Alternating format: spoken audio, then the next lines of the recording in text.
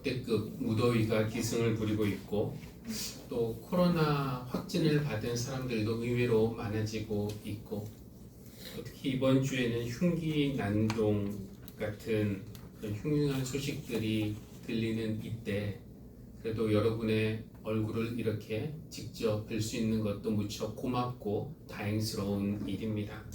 아무쪼록 안전과 건강에 유의하시고 또 하나님께서 우리를 모두 잘 보호해 주시기를 바랍니다. 이렇게 여러분의 얼굴을 뵙는 것이 반갑고 좋지만 저는 또 여러분 얼굴 뒤에 숨겨진 여러분의 삶의 상황 또 마음의 상태를 다 읽어내지는 못합니다. 여러분은 오늘 어떤 상황에서 또 어떤 마음의 상태에서 예배에 오셨습니까? 가족과의 갈등으로 마음이 무거운 분이 계실 수도 있겠고요. 또 직장이나 사업의 어려움 때문에 괴로운 분이 계실지도 모르겠습니다. 사기오처럼 돈으로 해결할 수 없는 외로움과 또 허전함을 해결할 답을 찾는 그런 분도 계실지 모르겠고 한나처럼 간절한 마음의 소원이 있는데 응답이 더뎌서 필사적으로 매달리는 그런 분들이 계실 수도 있고 아니면은 12의 혈루증 앓은 여인처럼 혹은 시리아 장군 나하만처럼 질병 때문에 고통 중에 계신 분들도 계실지 모르겠습니다. 어쩌면 우리가 오늘 성경에서 읽은 야복강가에서 씨름하던 야곱처럼 그 인간관계에서 오는 불안과 두려움 때문에 밤잠을 설치며 씨름하는 분이 혹시 계십니까? 아니면은 빈들까지 예수님 따라갔다가 저녁 때까지 떠날 수 없었던 그 5천 명의 무리처럼 뭔가 절박한 상황에 계신 분들이 계십니까? 여러분 한 분 한 분의 사정을 제가 다 알 수 없지만 아마 이런저런 마음의 짐들을 안고 하나님 앞에 오셨으리라 생각합니다. 이 예배 시간은 하나님이 일하시는 시간입니다. 하나님이 이 예배 시간에 우리를 위해서 일하셔서 우리의 그 마음의 짐, 삶의 무게를 가볍게 해주시기를 바랍니다. 아멘. 예배는 영어로 뭐라고 하죠? 화면 한번 볼까요? 두 개의 단어가 보통 쓰이는데 worship이라고 하기도 하고 또 서비스라고 하기도 합니다. 보통 이제 너희 예배 시간이 몇 시냐라고 할 때 영어로는 What time is your service? 이렇게 서비스로 얘기를 하더라고요. 근데 저는 이 서비스란 단어가 늘 의아했어요. 보통 우리가 서비스 하면은 식당에서 음식을 서빙할 때나 아니면은 고장난 물건을 맡길 때 서비스를 받기도 하고 또 AS 기사가 와서 물건을 고쳐줄 때 서비스 이렇게 말을 하는 그 말을 사용하는데 왜 예배를 서비스라고 할까요? 물론 서비스라는 말에는 봉사, 섬김 이런 뜻도 있습니다. 그래서 우리가 하나님을 위해 하는 봉사, 섬김 이것을 하나님이 예배로 받으신다 이런 뜻일까요? 그런데 종교개혁가인 마르틴 루터는 조금 이것을 다르게 설명을 합니다. 그는 이 워십과 서비스의 의미를 구분해서 설명을 하는데요. 워십이라는 것은 인간이 주체가 되어서 하나님께 찬양하고 하나님을 높이는 행위 이것을 워십이라고 설명을 하고 서비스는 그 주체가 하나님이라고 설명을 해요. 그러니까 하나님이 주어가 돼서 하나님이 일하시는 것 이것을 담은 그 단어가 서비스라는 것입니다. 그렇다면은 종교개혁가인 마르틴 루터가 우리에게 가르쳐주는 예배란 어떤 시간인가? 하나님이 인간을 위해서 일하시는, 서비스하시는, 그러니까 인간이 하나님께 봉사하고 섬기고 이런 행위보다는 근본적으로 예배는 하나님이 일하시는 시간이다라는 것을 우리에게 가르쳐주고 있습니다. 그러니까 우리를 창조하시고 또 우리를 구원하신 하나님은 이제 아무 일 하지 않고 가만히 계시는 것이 아니라 말하자면 우리를 창조하셨으니까 우리를 책임지셔야죠. 구원하셨으니까 AS, 애프터 서비스를 해주시는 분이 하나님이신데 이 예배 시간에 어떤 AS를 해주시는가? 우리를 용서하시고 우리를 위로하시고 우리를 격려하시고 먹여주시고 세워주시고 새롭게 하시고 이런 일을 하시는 시간이 바로 예배 시간이라는 것입니다. 그러니까 우리가 하나님께 해드릴 수 있는 서비스보다 하나님이 우리를 위해 해주실 수 있는 서비스가 훨씬 더 크다라고 말할 수 있겠습니다. 오늘 이 예배 시간에 설교 시간에 하나님이 야곱에게 하신 일, 또 예수님이 빈들에서 5,000명 무리에게 하신 일을 선포할 텐데 아무쪼록 이 시간에 하나님께서 여기에 모인 우리에게도 같은 은혜의 일을 행해 주시기를 바랍니다. 아멘. 화면 먼저 보겠습니다. 야곱의 씨름. 야곱은 어떻게 하다가 지금 야복 강가에서 홀로 남아서 하나님과 씨름을 하게 되었을까요? 그 사정을 이야기하면 이렇습니다. 야곱은 지금 고향을 떠나서 헐리 외삼촌 집에 20년 동안 몸붙여 살다가 더 이상 외삼촌이랑 함께 살 형편이 되지 않아서 지금 고향으로 돌아오는 길에 있습니다. 고향 하면은 느낌이 어떤가요? 어떤 시인은 고향에서는 넘어져도 흙과 또 풀이 받쳐주기 때문에 다치지 않는다 이런 의미로 그러니까 고향 하면은 안전하고 편안하고 나를 포근하게 받아주는 그런 느낌인데 지금 야곱에게 고향은 전혀 안전하지도 않고 그의 마음은 전혀 편하지도 않습니다. 왜 그런가? 그 고향에 형 에서가 있기 때문에 그렇습니다. 20년 전 헤어질 때 형은 그 동생을 죽이려고 했고 동생은 그런 형을 피해서 급히 도망간 것이었어요. 그렇게 헤어졌으니까 비록 20년의 세월은 흘렀다고 하지만 재회할 때는 이때부터 시작하는 것이 아니라 다시 20년 전의 상황부터 거기부터 직면을 해야 하는 것입니다. 그러니까 20년이 지났으니까 형이 과거의 일은 잊었겠지, 날 용서했겠지 이렇게 기대하기에는 너무 위험 부담이 컸습니다. 옛날에 형 에서가 사냥하러 간 틈에 형 분장을 하고 시력이 약해진 아버지의 방에 들어가서 아버지를 속이고 형이 받아야 할 복을 가로챈 것은 비록 어머니의 지시를 따른 것이라고 하긴 하지만 너무 치사한 방법이었죠. 그의 이름이 야곱, 그것은 뒤꿈치를 붙잡다 혹은 속이다 이런 뜻을 가지고 있는데 이 야곱이 어떤 사람인지 상징적으로 보여주는 사건이 바로 형과 아버지를 속이고 복을 가로챈 그 사건이었습니다. 이런 일을 당한 형 에서가 가만히 있을 리가 없죠. 분노를 참을 수 없어서 동생을 죽이기로 마음먹었고 이것을 알아차린 어머니는 야곱을 멀리 외삼촌 집에 보냈습니다.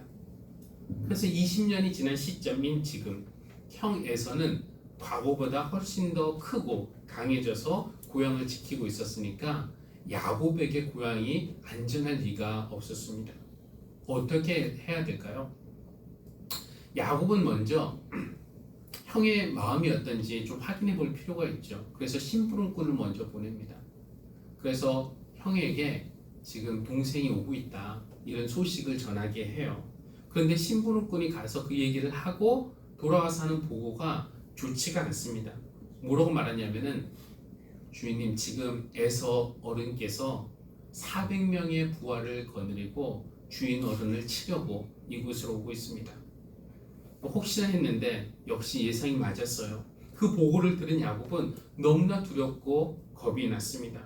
어떻게 할까 고민하다가 가장 먼저 한 것은 자기의 재산을 2패로 나눈 것이에요. 그래서 한 패가 공격을 당하면은 그래도 다른 편이라도 살아남기 위해서였습니다. 그리고 야곱은 여기서 다시 한번 머리를 굴립니다. 이제 왔던 길로 돌아갈 수도 없고 돌아갈 데도 없어요. 거기 다시 돌아갈 수도 없으니까 최후의 수단으로 생각한 것이 선물 공세. 내가 형에게 많은 선물을 줘서 형의 마음을 좀 바꿔봐야겠다 생각을 했던 겁니다. 그래도 그동안 이 불린 재산이 꽤 됐거든요.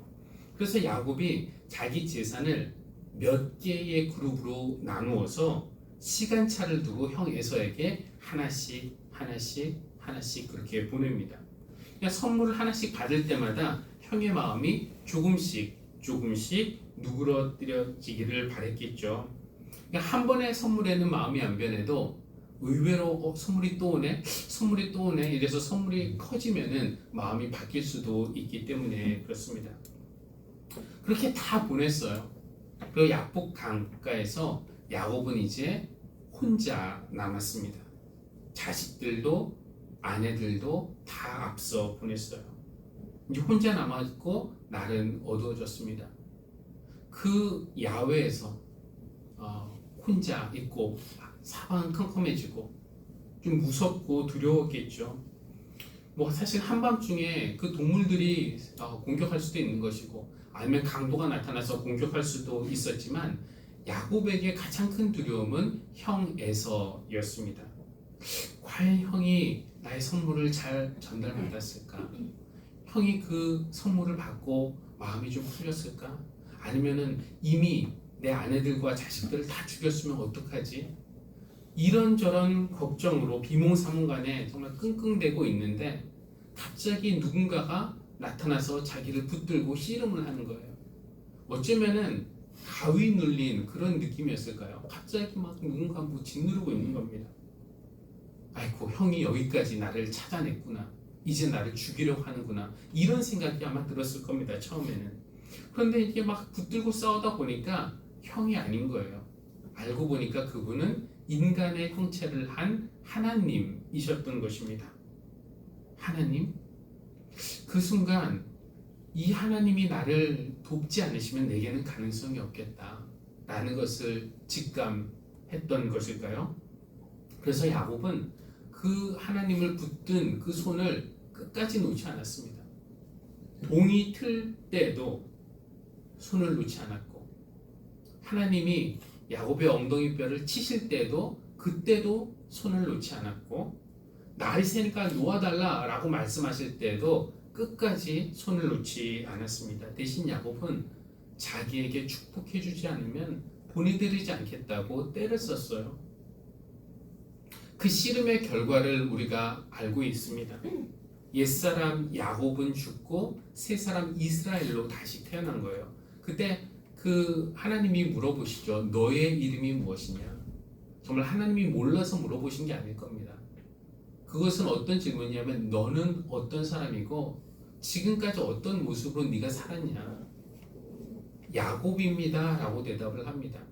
그것은 제가 지금까지 남을 속이는 사람으로 살았습니다 라는 고백이에요. 그때 하나님이 그의 이름을 바꾸어 주시죠. 화면에서 보겠습니다. 내가 하나님과도 겨루어 이겼고 사람과도 겨루어 이겼으니 이제 내 이름은 야곱이 아니라 이스라엘이다. 하나님이 일을 해주신 거예요. 그러니까 이 씨름을 하기 전에 있었던 옛사람 야곱. 그러니까 그 야곱은 어떤 사람이었냐면은 자기의 꾀로 인생의 성공을 한번 누렸던, 그리고 그런 과정에서 다른 사람을 속이는 것을 개의치 않았던 그런 사람이었는데 그 야곱은 죽었어요. 왜냐하면 하나님이 너는 더 이상 야곱이 아니다 라고 말씀해 주셨기 때문에.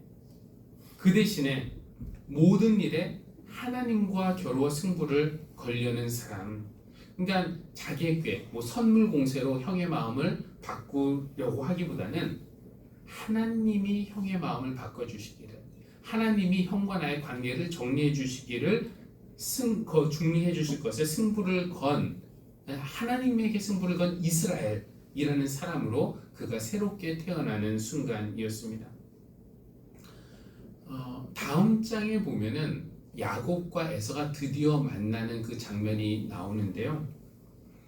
형의 반응이 야곱의 예상과는 달라도 너무 달랐어요. 다음 장 한번 보겠습니다. 에서가 달려와서 야곱을 끌어안았다. 에서는 두 팔을 벌려 야곱의 목을 끌어안고서 입을 맞추고 둘은 함께 울었다. 이 400명 군사를 이끌고 자기를 죽이려 오던 형이 언제 이렇게 바뀌었을까요? 야곱의 선물 공세가 효과를 내서 형의 마음이 변화된 것일까요? 아니면은 그 씨름의 결과로 이 엉덩이뼈 다쳐가지고 그 다음에 평생 절뚝거렸는데 저기서 보니까 절뚝거리면서 다가오는 그 유일한 피부치 쌍둥이 동생이 갑자기 자기 앞에 와서 엎드리는 것, 그런 모습을 보고 아유 저렇게 약한 놈을 내가 복수하려고 했다니 갑자기 측은한 마음이 들었던 것일까요? 그럴 수도 있지만 성경에 나와 있지는 않는데요. 저는 그런 상상을 해봅니다. 이 에서의 마음에 있던 복수심에서 치근함으로 바뀌는 순간은 야곱이 하나님과 씨름을 하고 있던 바로 그 순간이었다고 말입니다. 그러니까 그 순간에 하나님은 그의 이름을 야곱에서 이스라엘로 바꿔주시는 계명 서비스만 해주신 것이 아니라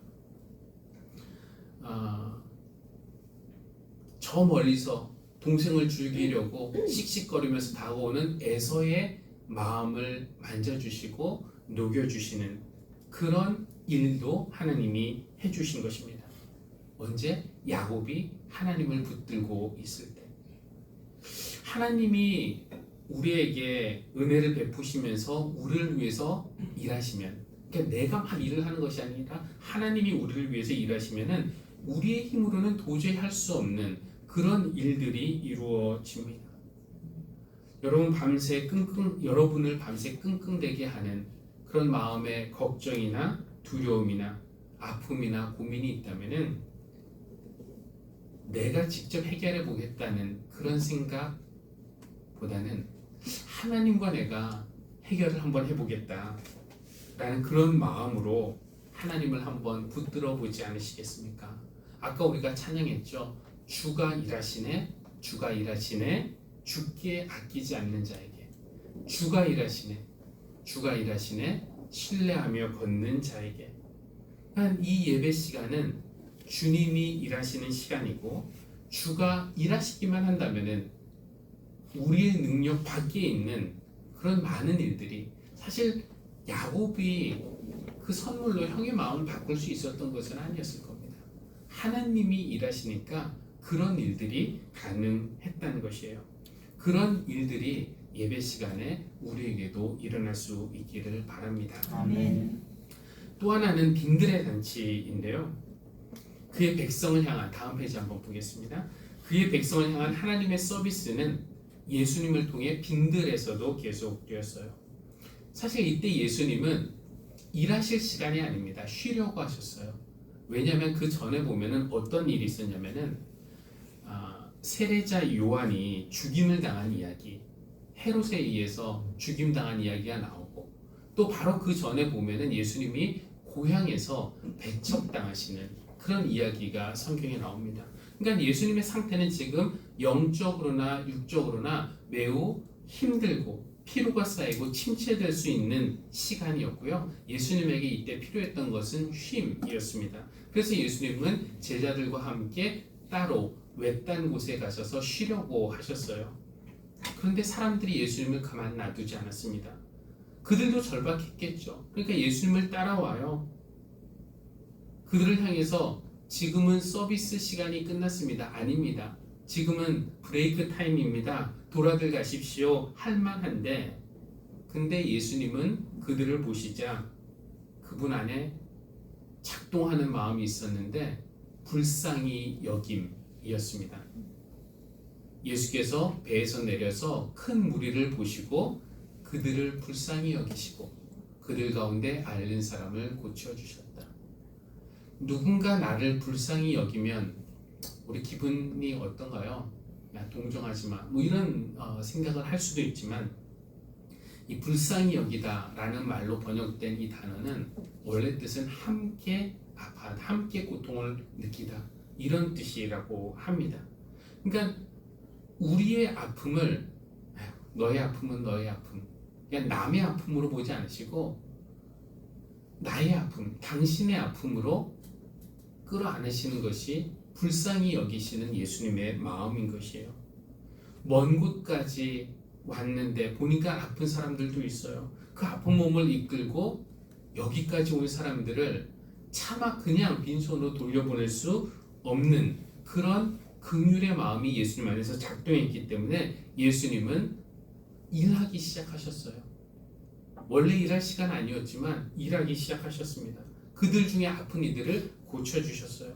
또 먼 길을 걸어와 오랫동안 예수님의 말씀을 듣다가 허기진 사람들, 정말 허기진 사람들, 그들을 차마 그냥 돌려보낼 수 없는 그 마음이 예수님 안에서 작동했기 때문에 예수님은 일하기 시작하셨습니다.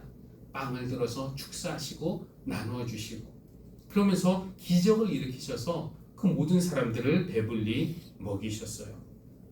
생각해보면 인간적으로는 불가능한 때입니다. 때는 언제였냐면은 날이 저물 때, 이제 곧 어두워질 때, 뭔가 할 수 있는 일이 없고, 장소는 어디였습니까? 옆에 마켓이나 뭐 시장이 있는 곳이 아니었고 버려진 빈들이었고, 사람들은 5,000명이 넘었고, 우리에게 있는 것은 물고기 2마리와 빵 5조각. 도저히 인간의 힘으로는 뭔가 할 수 없는 때였습니다. 그러나 주가 일하시네, 주가 일하시네, 죽게 아끼지 않는 자에게, 주가 일하시네, 주가 일하시네, 신뢰하며 걷는 자에게.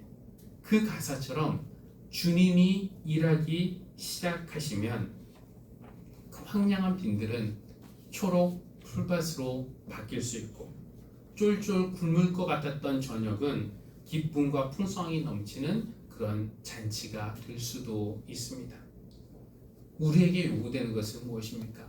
주님께 아끼지 않는 마음, 또 신뢰하며 걷는 믿음, 이런 것이 우리에게 요구됩니다. 여러분은 오늘 어떤 삶의 상황에서, 어떤 마음의 상태에서 이 예배에 오셨는지, 어떤 문제를 가지고 오셨는지 저는 다 알지 못하지만, 지금 여러분을 바라보시는 우리 주님의 눈은 2000년 전 그 빈들에 있었던 그 무리를 바라보시는 예수님의 시선은 다르지 않을 것입니다. 예수님 안에 분명히 우리를 보시면서 불쌍히 여기는, 함께 아파하는 마음, 그 마음이 작동하기만 한다면은 주님은 일하기 시작하실 것이고요. 주님이 일하기 시작하면은 우리 힘으로 할 수 없는 그런 많은 일들이 이루어질 것입니다.